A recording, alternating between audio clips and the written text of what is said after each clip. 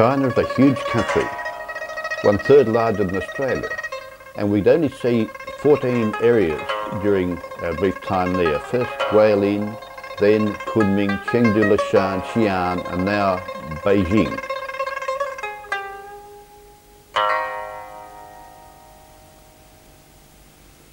And of course the Great Wall.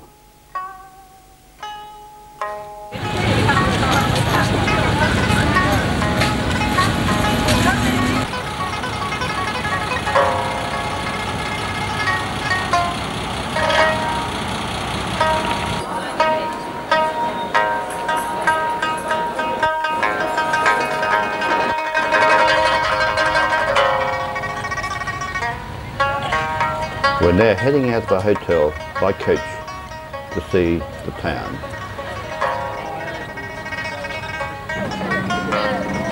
Our first stop will be the Beijing Zoo to see the giant panda.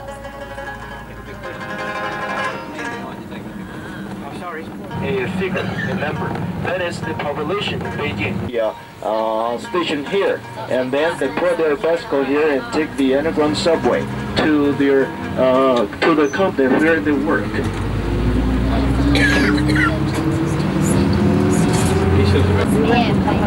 Yeah, Terry. In the uniform, they're the dust men. Right. I didn't think they usually wore uniforms.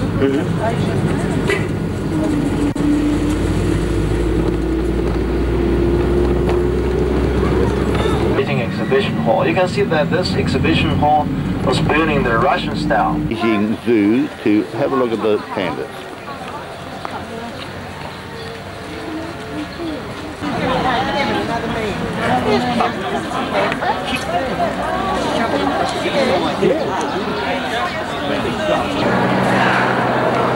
And there it is, a truly magnificent giant panda.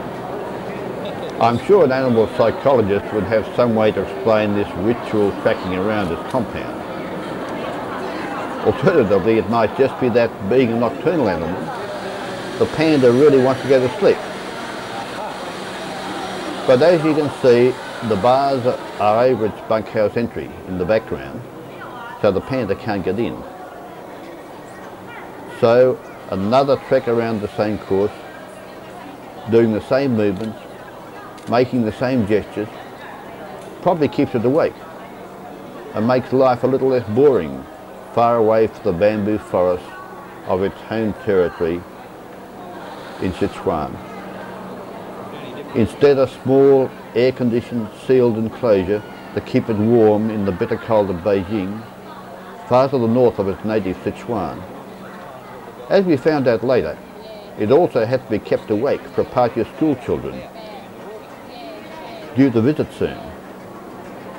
A truly beautiful animal, though gentle, slow-moving and very much at risk in the bamboo forest of the native Sichuan, where tigers and bears, still present in the forest of Sichuan, see them as their traditional and easy prey.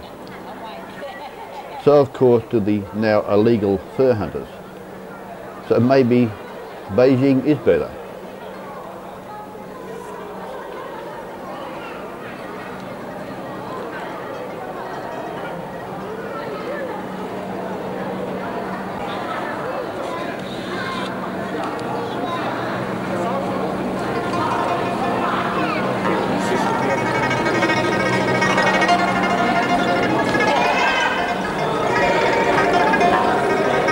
Being such a gentle creature and unable to fight back, tigers, bears and man have put their future in the wild very much in doubt, especially with constant inroads into their remote bamboo forests and the declining food supply.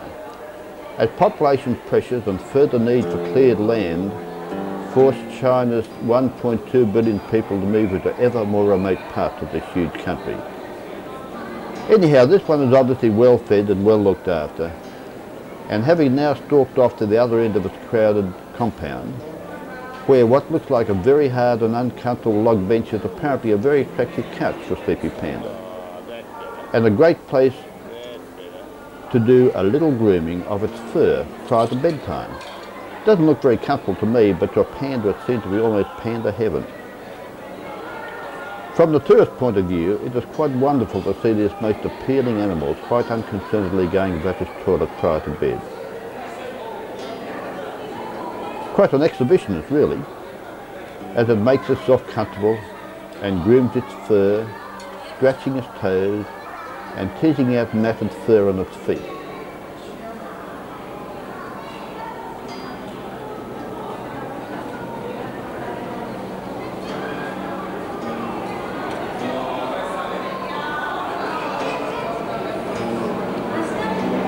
Not really comfortable yet.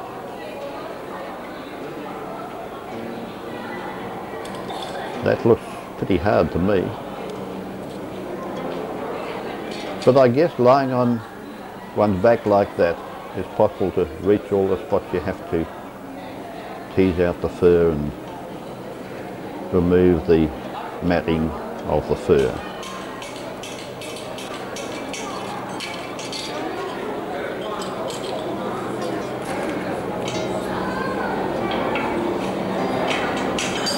But sadly we can't stay forever, so now it's bye-bye panda. Here are the children coming on a visit to see the pandas. Look at them on a lead.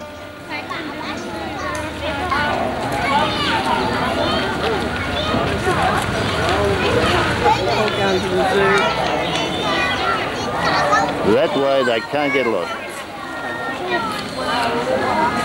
They're beautiful.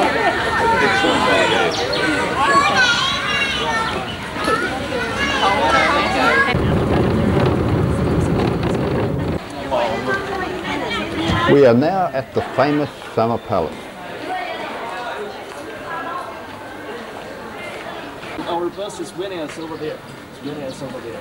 And from this sketch map, you can see that this Summer Palace consists of two sections. One is the hill. It's called the longevity here. And the other is the lake. It's called Kunming Lake.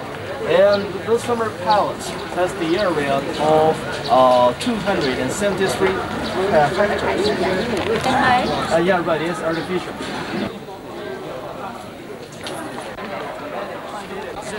In Chinese, this animal is called then this animal will move and tell this to the emperor. And then foreign officer will be there. Right? Right. Hello?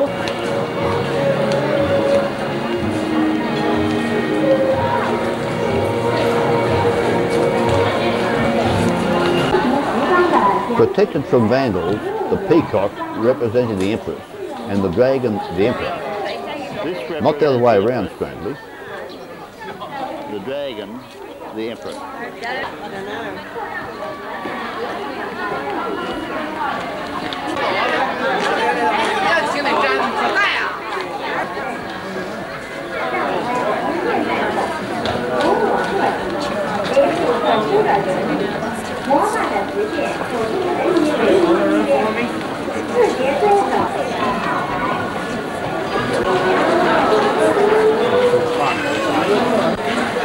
The Summer Palace is absolutely huge. We walked from one pavilion to another, all absolutely beautiful, wonderfully painted, decorated in the roofs and architraves above the doors. The amount of work that went into it is beyond belief. Only about 2 years ago, we can go inside to see the waiting. Just look at that. But now it's getting close. This is Longevity Hall, much favoured by the Empress and a place of peace and relaxation.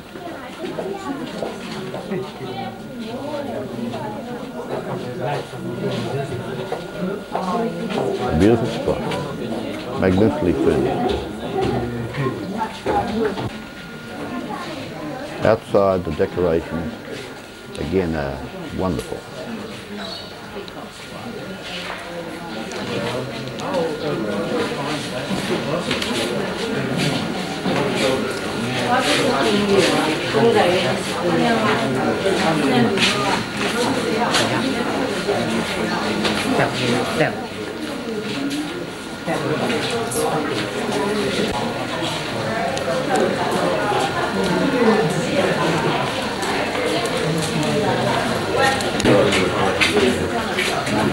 We're now entering Oh, there's better still though. I the lead corridor into the famous covered walkway, and there it is.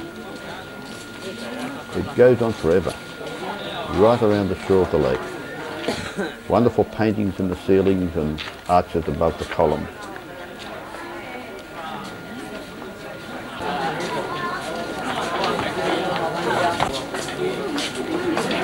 Just look at it. Superb.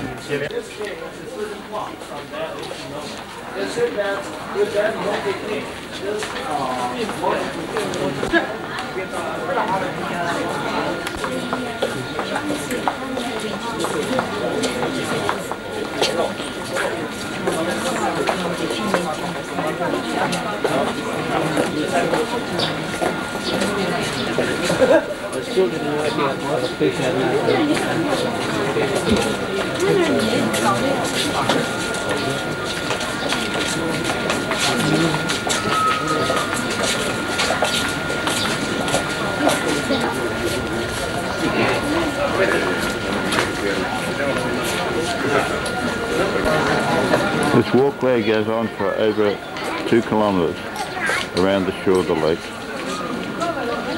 Really fabulous.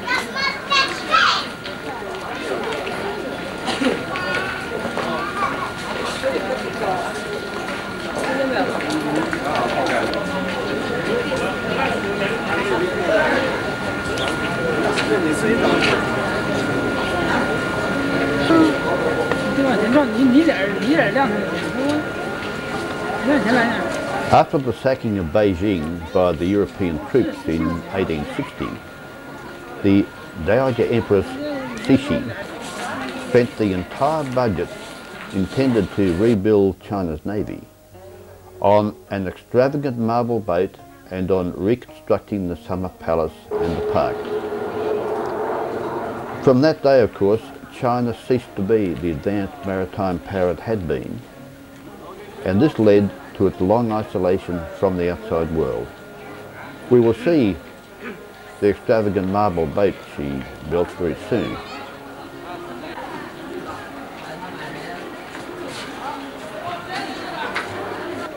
Painted walkway right around the shores of the lake. It goes on forever.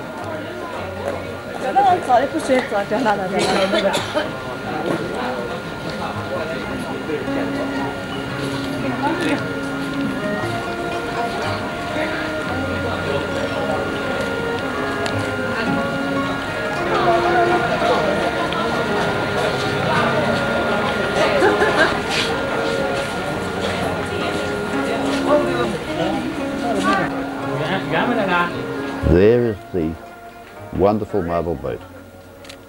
Totally extravagant but wonderful. Back in Sydney, here's a photograph of Marjorie and me printed onto a china plate. We are standing in front of the famous marble boat in Kunming Lake in the Summer Palace Gardens. It was taken by an itinerant photographer and presented to us when we arrived back later at our hotel in town.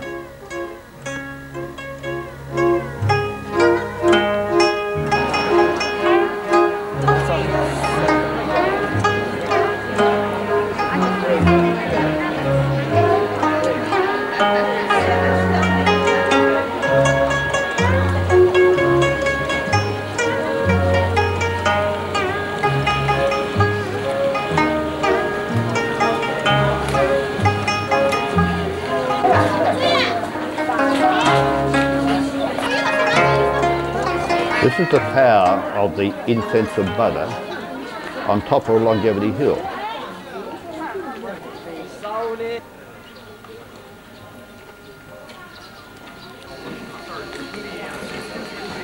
An old paddle steamer, dates back to 1850.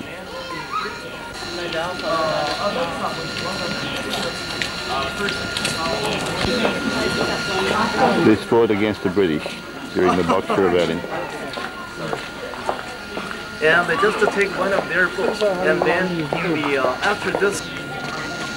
And there is the Royal Barge 10, where they can sail it in and be sheltered from the elements. Well, she was telling me yesterday that the northern lights vehicle would ever And a beautiful moon bridge. Quite idyllic.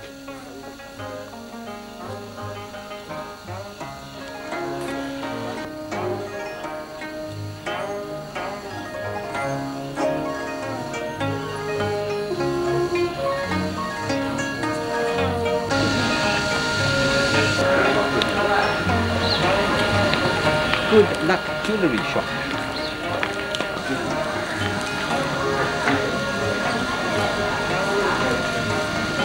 A nice fruit stall. China, band called briquettes. Under their watch.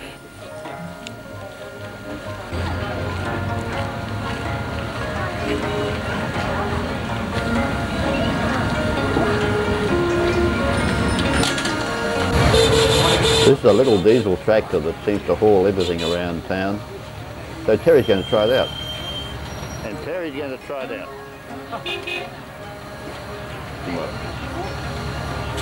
New flags I've never heard of.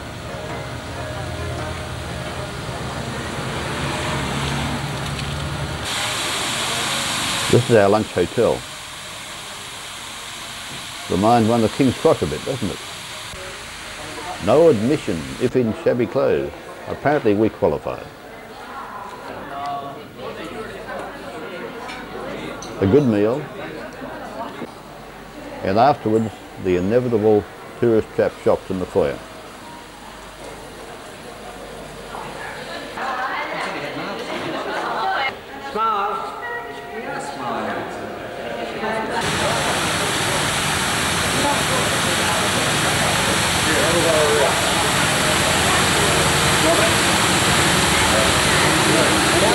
Was moved Back on the coast to Beijing, and after then, this Forbidden City was used as the imperial residence for 26 emperors. High rise in town.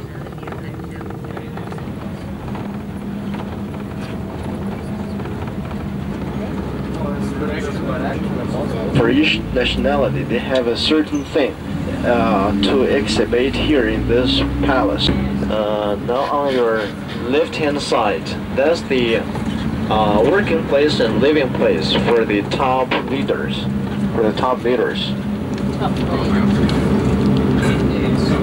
In Chinese, it's called the middle three lakes.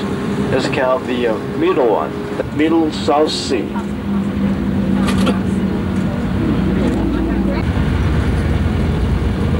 A busy traffic police. He seems to work it out somehow. Quite military in his behaviour.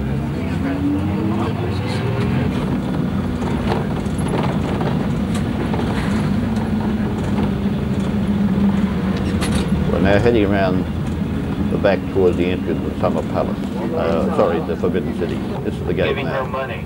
Big house with some of the exhibition rooms will be closed at 3:30. So in order to see, such as the treasure house and also the clock show, and they will be closed at 3:30. So we should keep close and try to save more time to see these places.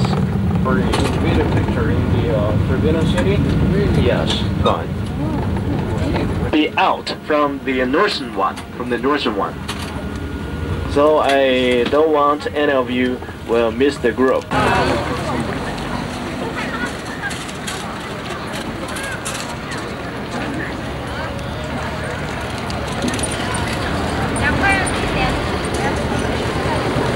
Very imposing outside. But we're now about to go in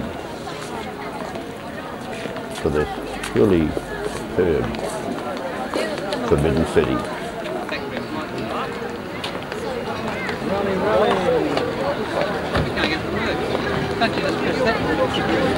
There are the watchtowers outside.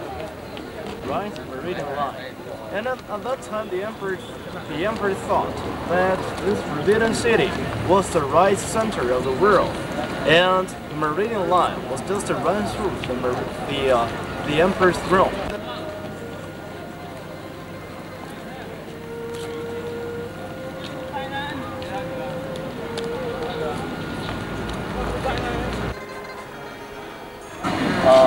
Okay, now and they were built in the shape of rainbows. You can only see the rainbows in the sky. After a shower in the great sunshine, you can see the rainbows in the sky, right? And at that time, the emperors defied feudal Chinese virtues.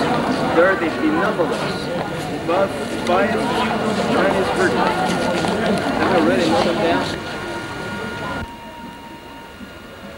The Meridian Gate, built in 1420, is the main gate of the Forbidden City. It is an imposing 38 metres high.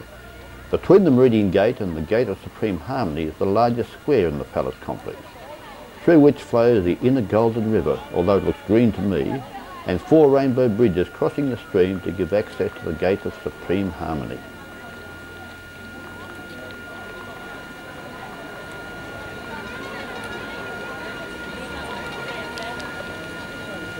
That is the Gate of Supreme Harmony.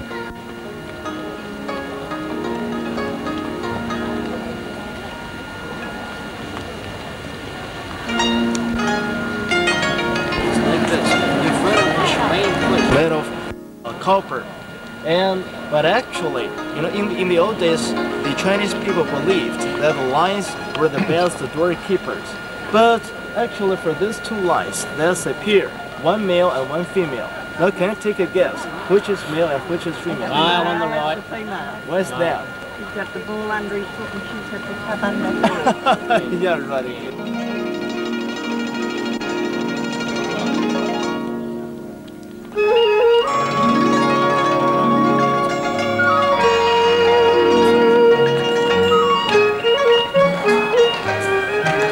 Through the Gate of Supreme Harmony is the innermost parade ground, and beyond the magnificent Tahitian Hall, or Hall of Supreme Harmony. To be reserved for the Emperor himself to tread his way to the Forbidden City Palace.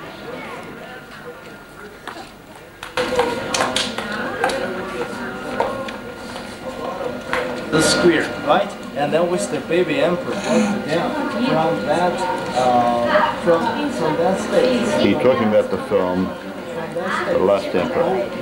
And he went to a higher rank official and get a cricket from him.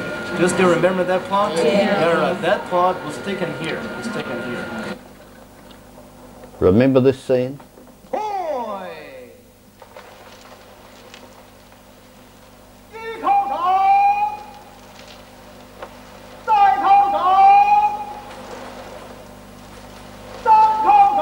That's the square we're in now.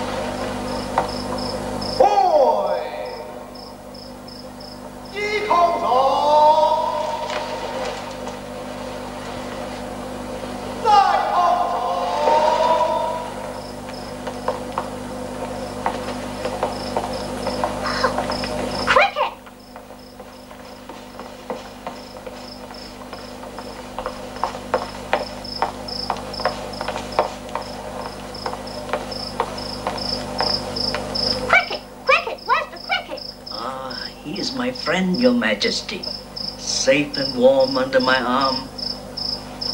Kept me company on the long journey here. Ah, see? He is kowtowing to Your Majesty. Now he can be the Emperor's cricket.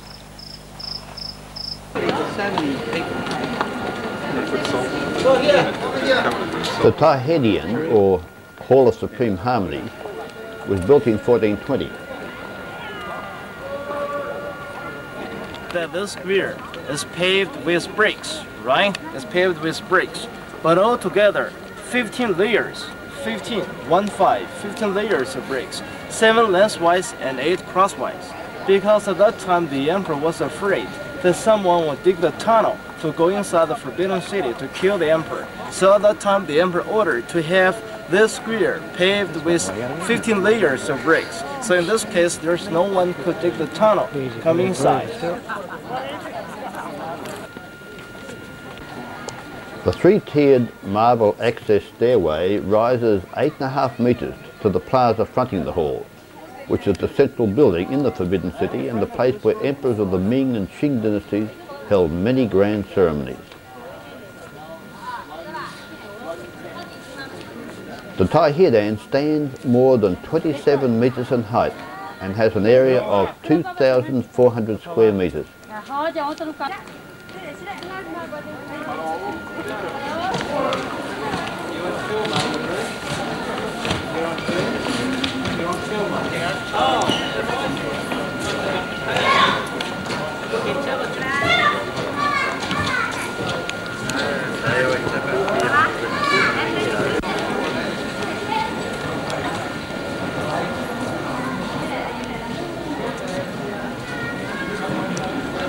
This is the entrance to the Golden Throne Room, and there it is. Truly superb. Is that a different one to what you saw from the center, from the end line? No, you're only seeing it better, that's right. And do you remember this scene? The young emperor impatiently sits on the throne and looks at the golden curtain leading out to the parade ground beyond. He wants to go out and see what it's all about. But in the meantime, the emperor's jade seal must be affixed to the declaration to be read to the assembled gathering. There is the beautiful seal being used.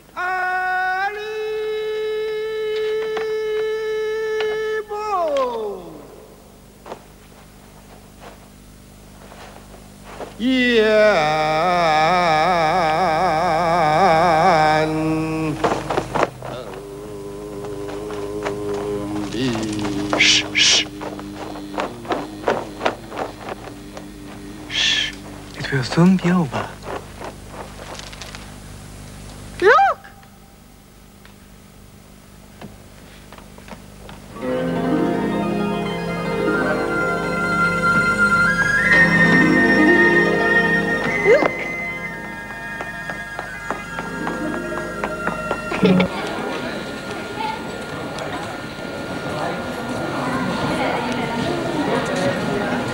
But back to 1990. Gold plate, a bit handled and therefore marked, but genuine gold plate.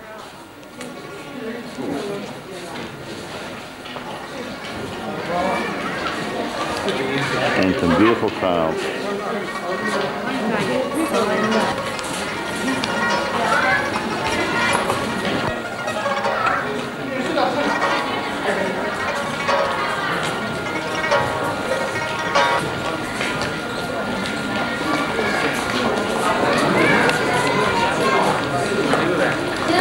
Look at that work on the roof. 2 gilded bronze urns near the gate of heavenly purity were vital containers of water for fire prevention. Made of bronze. And in the old days, they were used to contain water in case of fire. And during the winter time, they put a charcoal on the bottom to keep the water not frozen. So the last time they crashed it down. So now made the Truly magnificent.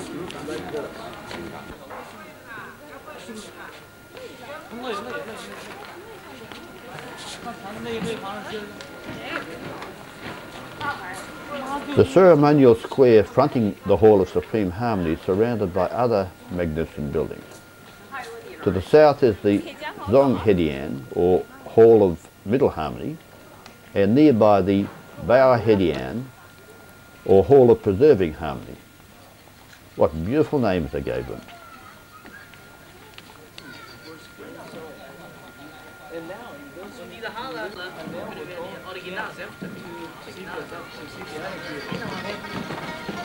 The Zonghadian, or Hall of Middle Harmony, was built in 1420. Before holding ceremonies in the Hall of Great Harmony, the Emperor first came here to receive greetings from his close courtiers and protocol staff.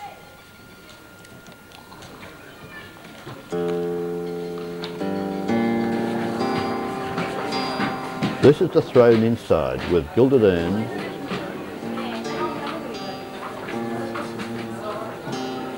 and ceremonial swords.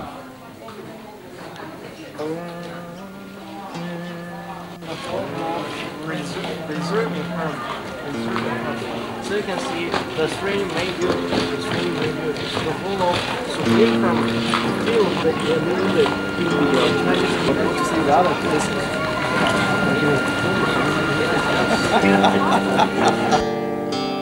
Built in 1420, the Baohedian, or Hall of Preserving Harmony, was used during the Qing dynasty as a banquet hall to entertain the princes and envoys of the Mongolian and other nationalities on the Lunar New Year's Eve. After the 18th century, this became the emperor's place of palace examinations for 3 grades of powerful eunuchs, whose internal feuding finally led to the ultimate collapse of the Qing dynasty and the last emperor's demise. Come here, we pan around slowly.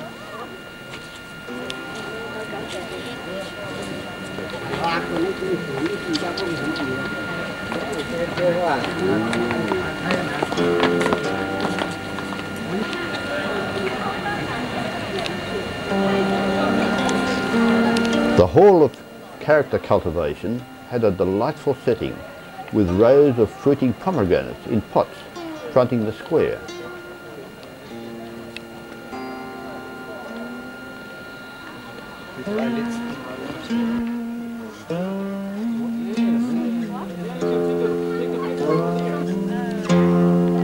There are the pomegranates in their pots. Looks luscious, doesn't it?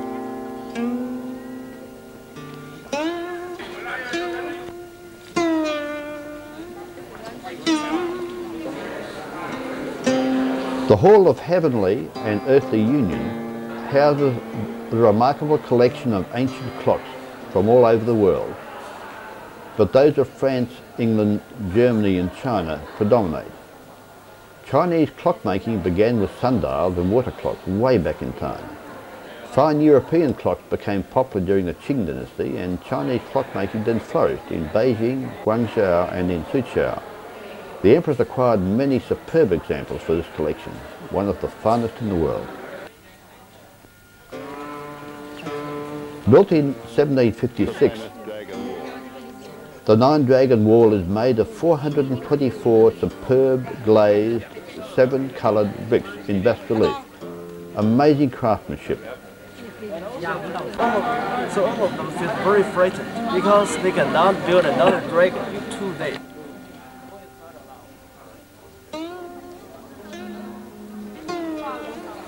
Another magnificent bronze lion with the ball under his foot. As we said earlier, the female would have the lion cub under her foot. And nearby, the emperor's many treasure halls. The Huangdijian, or Hall of Imperial Supremacy, houses a large collection of precious metal jewellery, cloisonné and other valuables acquired over many dynasties. This is the gold figure of Buddha inlaid with pearls and other gems. It's really wonderful. And look at that ceiling.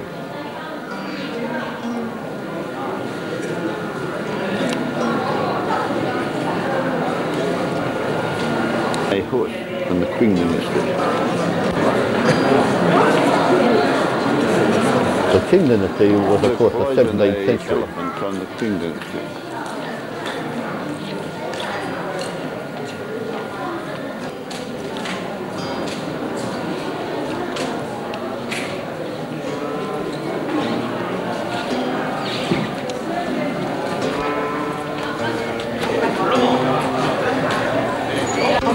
Remember the last emperor running down the never-ending passageway as his mother was spirited away forever?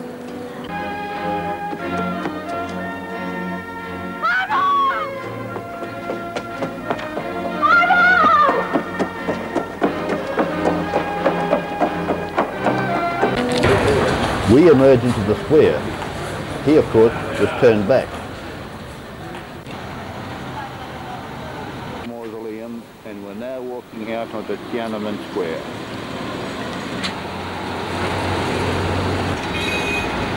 Tiananmein Square is an impressive 98 acres, surrounded by magnificent buildings. The Great Hall of the People, built in 1959 as the seat of government, a vast assembly hall where the National People's Congress meets, but in front of it, workmen are laying new bitumen to cover the tank tracks from last year's student uprising. There they are. A portrait of Chairman Mao is the centrepiece of the Gate of Heavenly Peace, or Tiananmen Gate. Tian means heaven.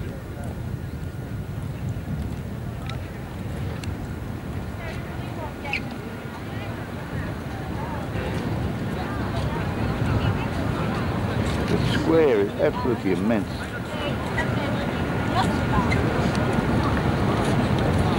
And at the end is the Mao Mausoleum.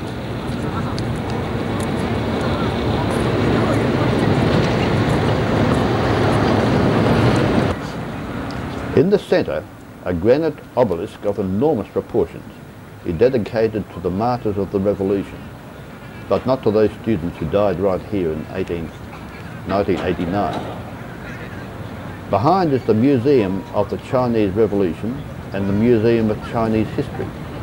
Very imposing buildings.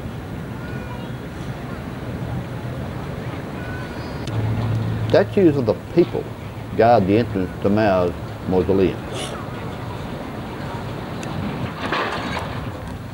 While the peacock statue rising above the square and being built for the Asian Games seems to dwarf the building behind. As Marjorie walks across the square, past the Mao Mausoleum, where his body lies in state for the public to pay respect, the historic Bank of China looms in the background. The Great Hall of the People is truly immense.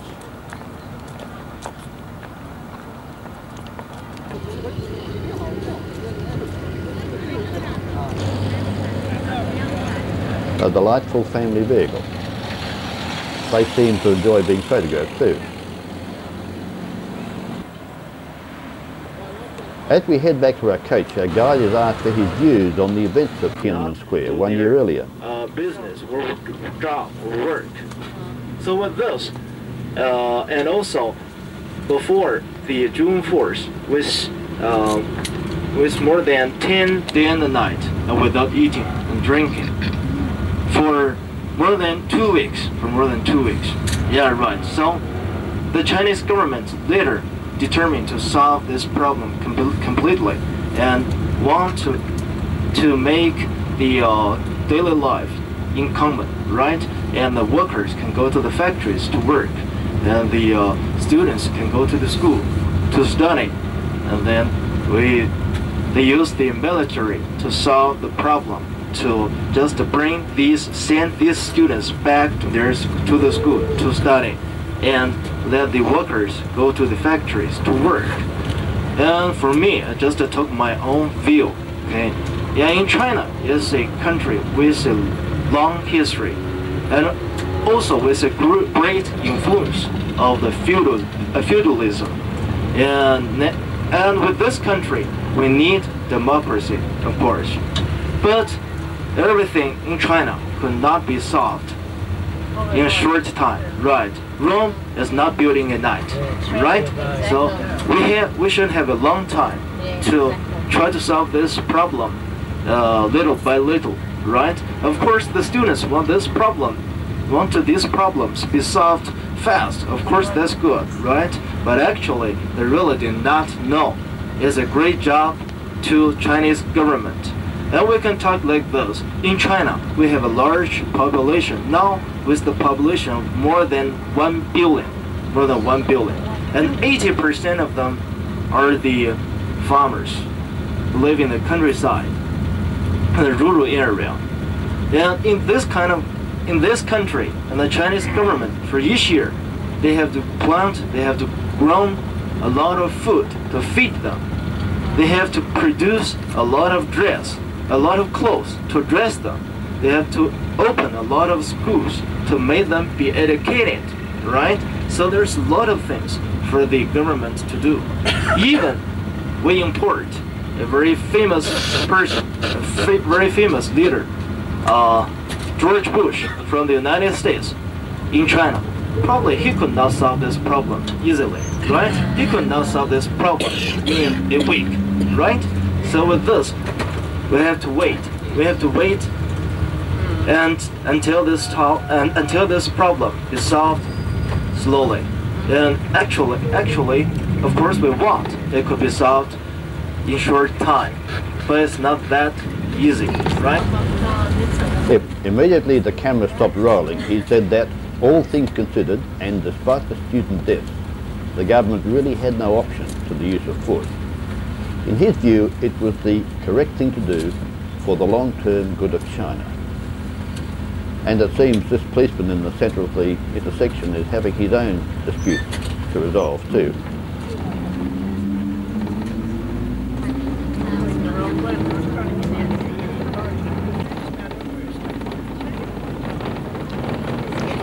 We are now heading towards the Temple of Heaven.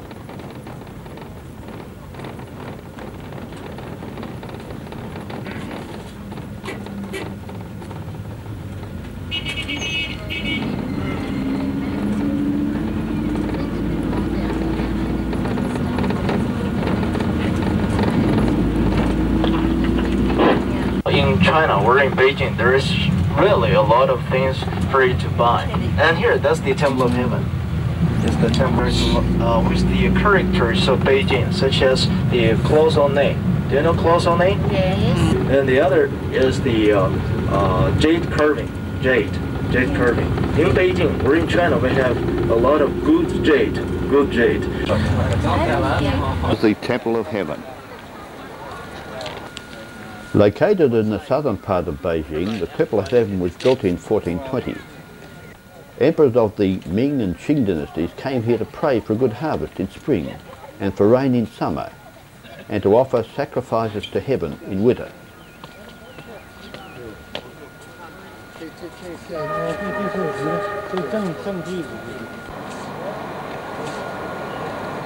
There's a surprising amount of construction on the skyline as new buildings go up to meet the tourist boom and the Asian Games.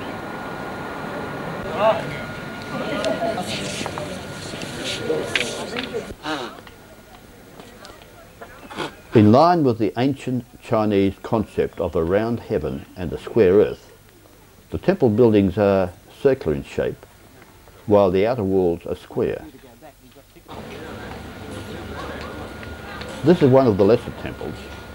The really big one is yet to come.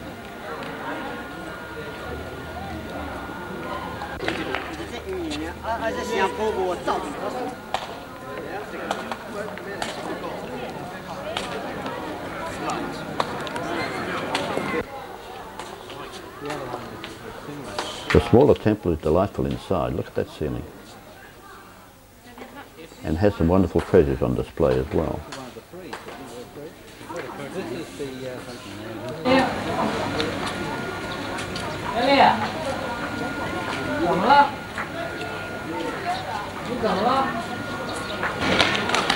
This is a very popular game in China.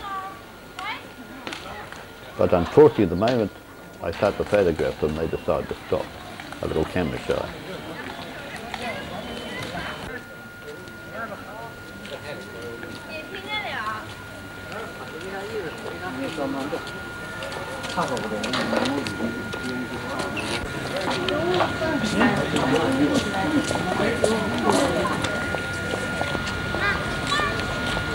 Look at that kite.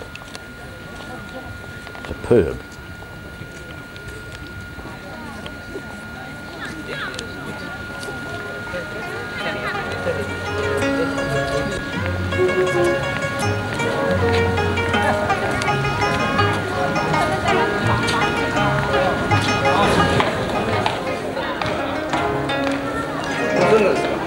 The Hall of Prayer for Good Harvest is 38 metres high, very close to heaven, and 32 metres in diameter.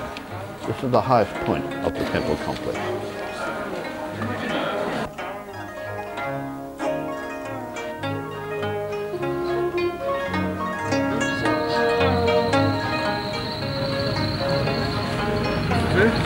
This is the new stadium ready for next week's Asian Games.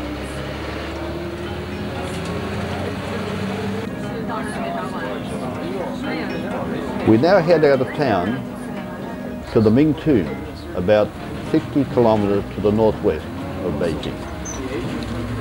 At Dingling is the tomb of the 13th Ming Emperor, Wan Li, dating back to 1620. It was not here in Beijing, but in Nanking instead.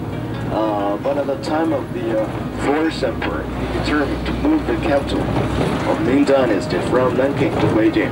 So after the capital city was moved, all the Ming emperors were buried here. What are they doing? They lock up fences.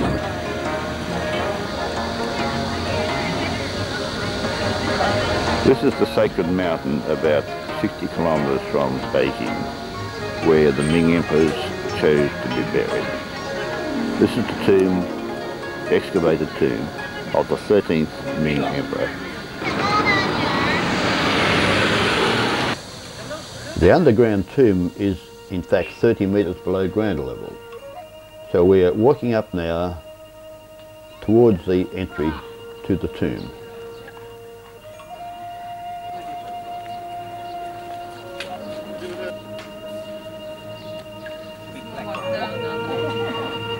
We're now going down. Photography was not allowed within the tomb, but these postcards of the central underground chamber show the throne for the emperor to use in death and the mythological dragon jar. We're now coming out and heading towards the steel tower, which has engraved tablets which lead to discovery and excavation of the tomb in 1956.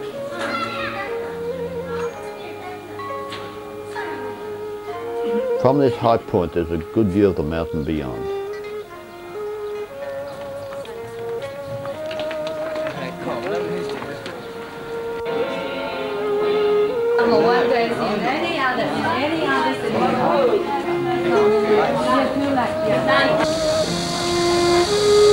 Probably the eternal shops, all trying to take the tourist dollar or yuan.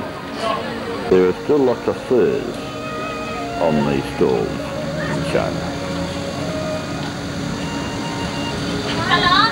Hello? Camera, hello?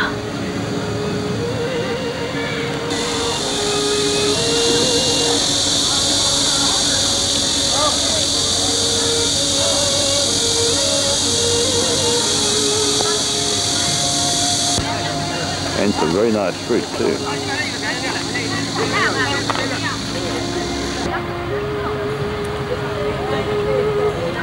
Back to the bus park below these spectacular mountains, where the Ming emperors chose their burial place. We are now heading northwest towards the Great Wall at Badeling. We drive up to the very high mountain, and there is our first sight of the section of the Great Wall.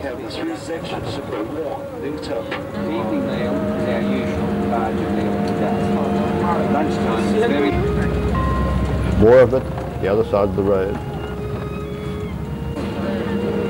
And a really grand view ahead, showing the astonishing work in building the wall.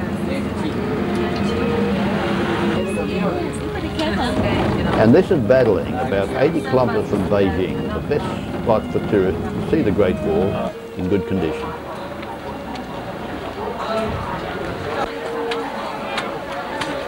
The eternal tourist problem.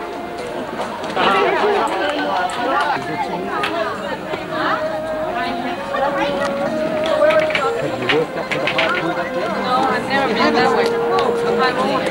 I've always go this way. I always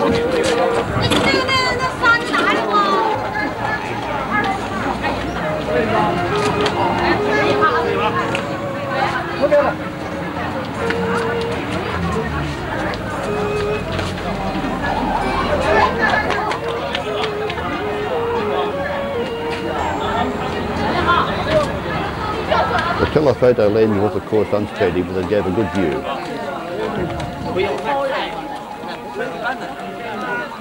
I don't know what you're seeing up there, but I just saw Peter and Ray Gunn.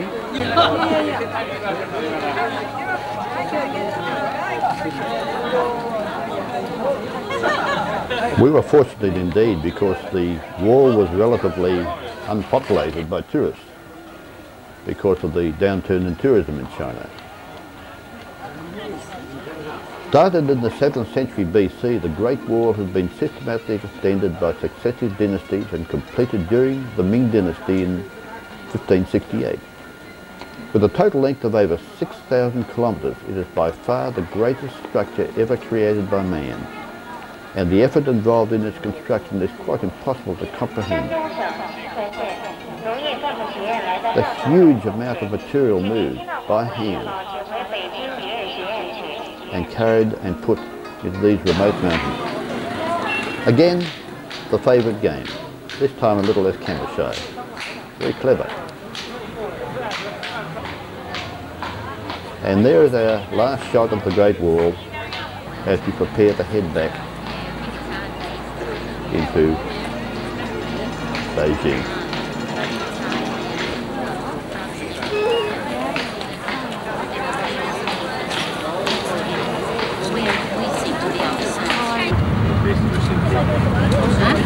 We're now on the outskirts of Beijing and getting amongst some of the new high-rise structures being built to provide for business and the booming population of the city.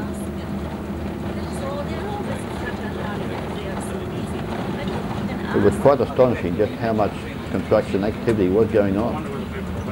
Certainly the forthcoming Asian Games provided an impetus for it to happen and provide temporary accommodation for the visitors, which would then be used later by the people themselves.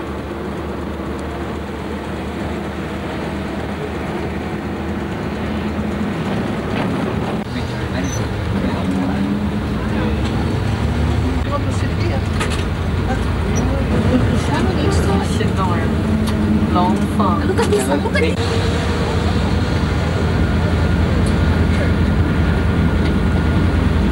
The bicycle is still the key to keeping Beijing on the move, but they're quite well disciplined really. The traffic and the bicycle seem to coexist quite well.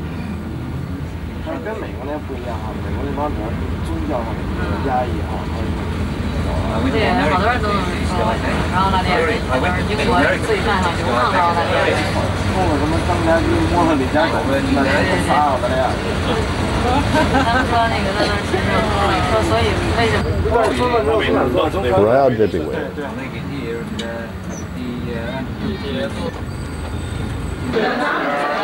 A feature of our trip in Beijing was Peking duck.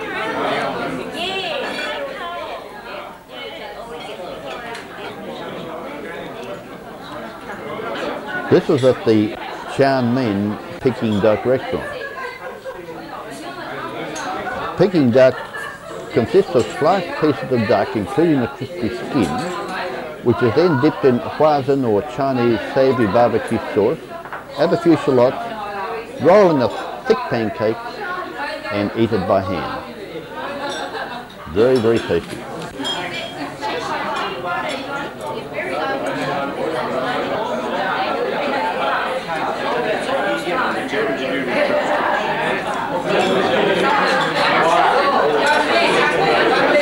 We all dived in. In fact, we had so much duckweed that in the end we did in fact leave one complete duck on the table uneaten. Our appetites had been completely sated. It was good. And there's the last duck untouched. It would be nice to have had a doggy bag. Beijing subway at night.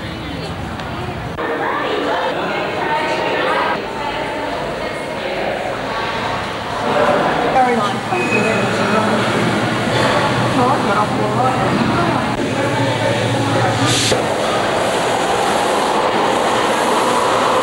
Very impressive.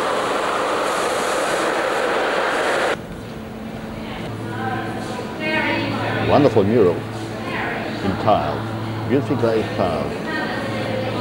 The mural matched perfectly.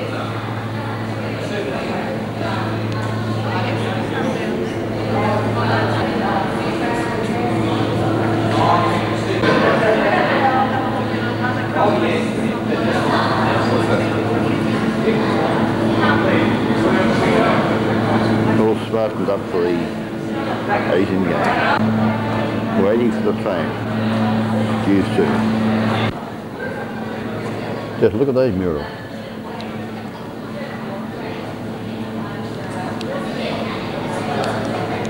The Chinese really know how to make glazed tiles.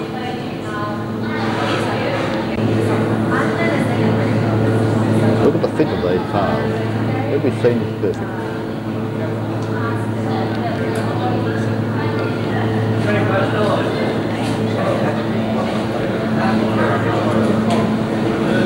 Superb calligraphy on tiles. And again, the joints are perfect.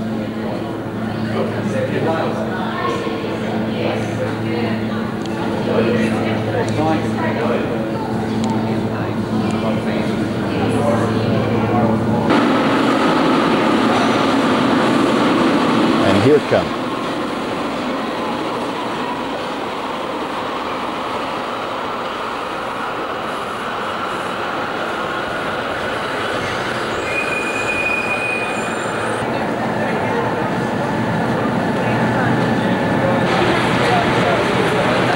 Very clean and comfortable inside, although designed primarily for standing passengers rather than seated. But it worked well.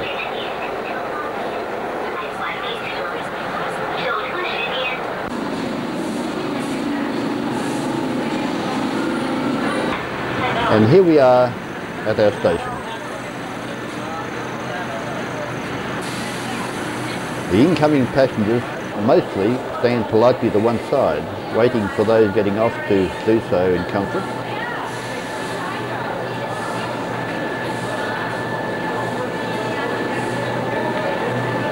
But of course it's late at night and not too crowded. A good time to travel on the subway.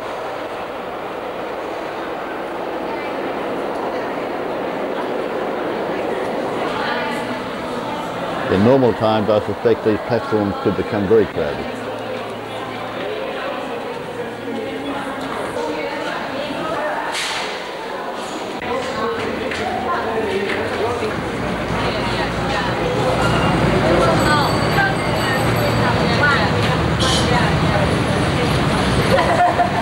Speed signs for bicycles.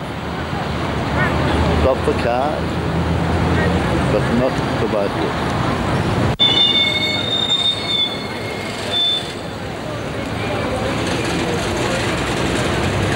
Central Beijing at night.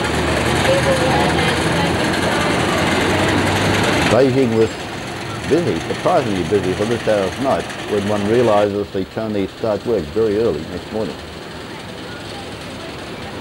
It was now after 10 o'clock at night.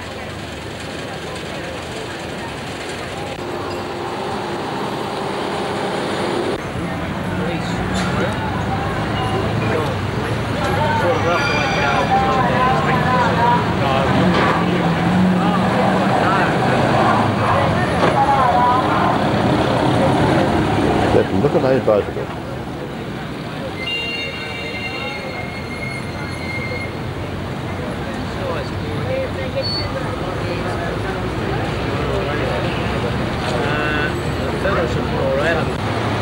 There's a family vehicle, mother and child aboard, and I guess we call that a utility truck. Heavy haulage? Heavy haulage, that's right.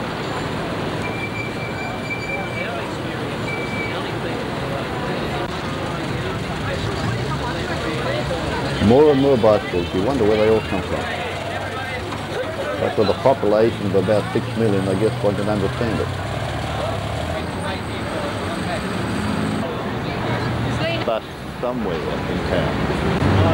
Yes, we're trying to find our coach. Looking for our bus. Bus! Here it is.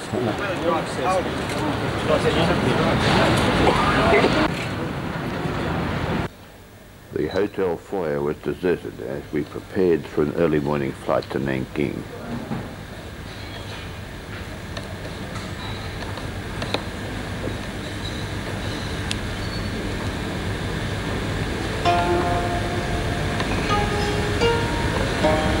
Just a night guard on duty.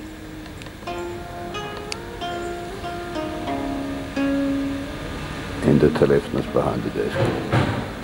And the stone warrior as breakfast is prepared in the background.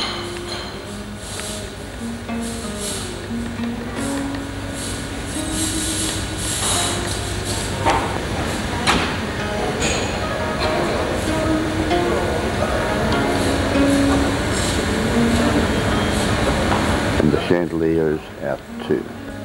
A breakfast preparation proceeds.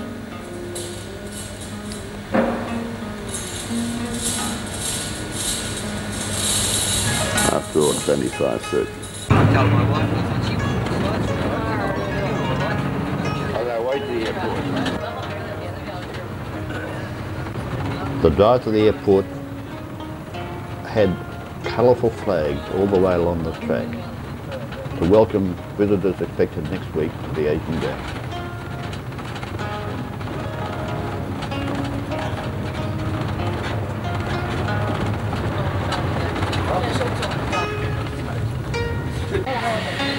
And here's the airport terminal with a little bit of friendly propaganda in the garden plot.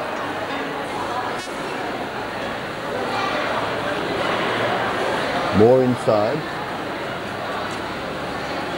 Long live the unity and friendship of the world people. And there are the times around the world.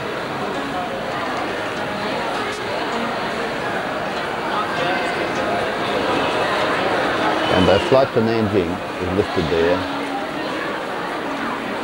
at 8:25. We're now in the holding lounge, waiting to board our plane. And we know we've got the right lounge because the flights are listed in English. Flight 1507 to Nanjing, 8:25. Outside, air bridges lead to the aircraft.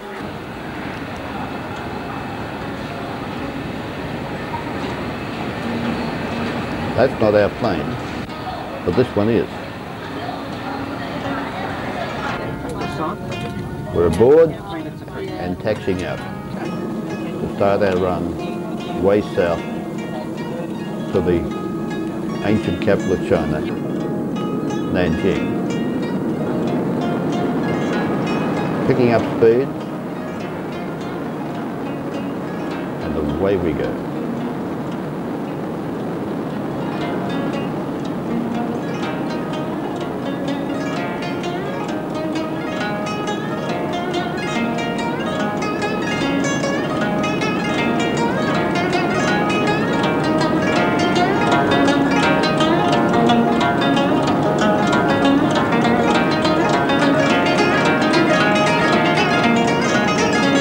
Up and away.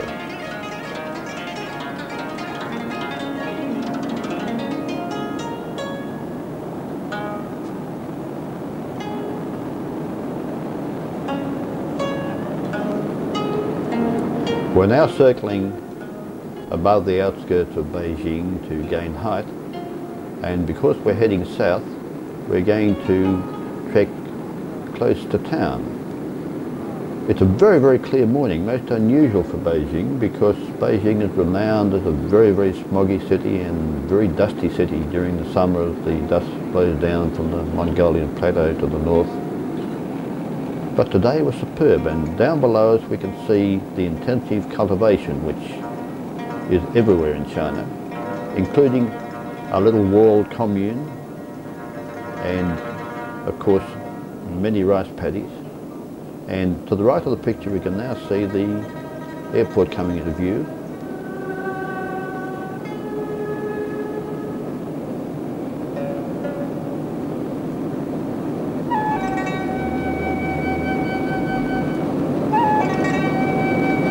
A pleasant way to leave Beijing. Such a beautiful day for our 2-hour flight to the south, to Nanjing.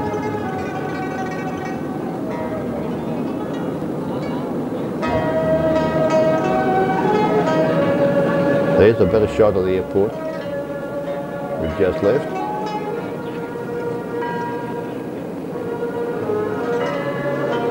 And there is the outskirts of Beijing, showing some of the high-rise buildings on the edge of town.